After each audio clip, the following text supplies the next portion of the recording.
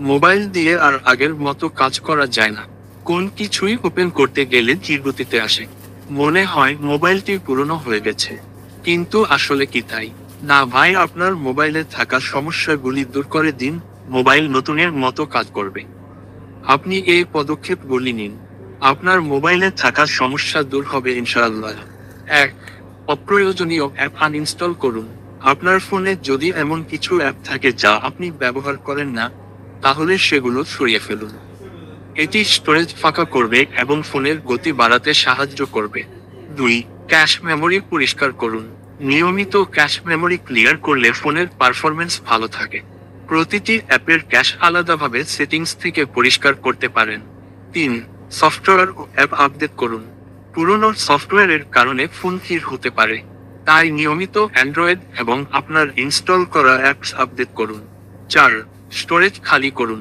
ফোনে অতিরিক্ত ফাইল, ছবি ও ভিডিও থাকলে তা ফোনকে স্লো করে তোলে।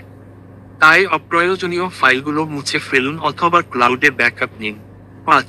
ব্যাকগ্রাউন্ড ডেটা ব্যবহার সীমিত করুন।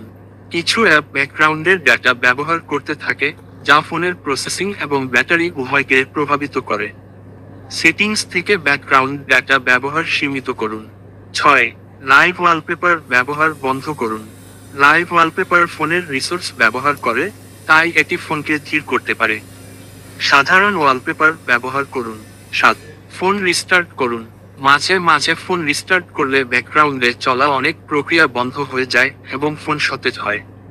8. Factory reset.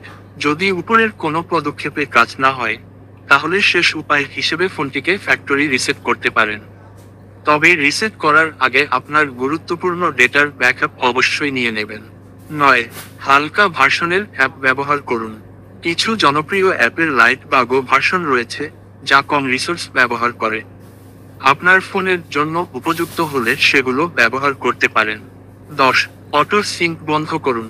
অটো সিঙ্ক চালু থাকলে বিভিন্ন অ্যাপ নিয়মিত ডেটা সিঙ্ক করতে থাকে, যা ফোনকে ধীর করে।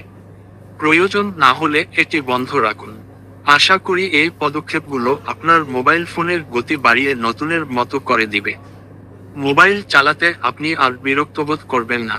এই ভিডিওটি আপনার ভালো লাগলে একটি লাইক দিন। আপনার কোন মন্তব্য অথবা পরামর্শ নিয়ে কমেন্ট করুন। শেয়ার করে অন্যকে দেখার সুযোগ করে দিন। আপনাকে অসংখ্য ধন্যবাদ।